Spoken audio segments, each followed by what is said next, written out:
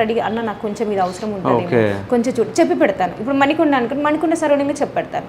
అలాగా టైఅప్ చేసుకుంటాను నేను. ఆర్గనైజర్స్లో కూడా టైఅప్ చేసుకుంటాను. నా దగ్గర ఇది లేదబ్బా, నెక్స్ట్ ఉంటుందేమో, ఒకేలా అవసరం ఉంటుందేమో, బై ఛాన్స్ అంటే సెకండ్ ఛాన్స్ అనేది పెట్టుకుంటానండి. ఫస్ట్ ఆప్షన్ లేదు, సెకండ్ ఆప్షన్ ఏంటి, సెకండ్ ఆప్షన్ తీసేసుకుంటాను.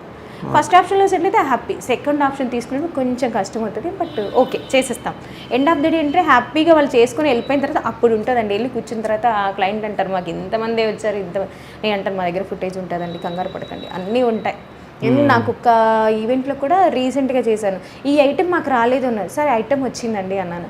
రాలేదు సిరి, నేను వెళ్ళి చూసానంటే నా దగ్గర కెమెరా, నేను ఫస్ట్ మా కెమెరామెన్ చెప్తాను మొత్తం ఏది మిస్ అవ్వకూడదు. అది చూపించా చదివితే ఓకే సిరి నేనే మిస్టేక్ అయ్యాను అంటే ఆయన చూసారండి, నేను చూపించాను.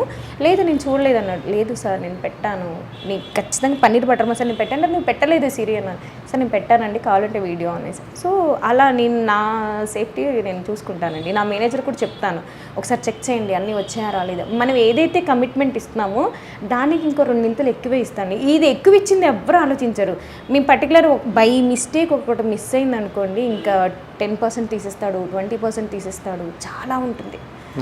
చాలా రిస్క్ యాక్చువల్లీ.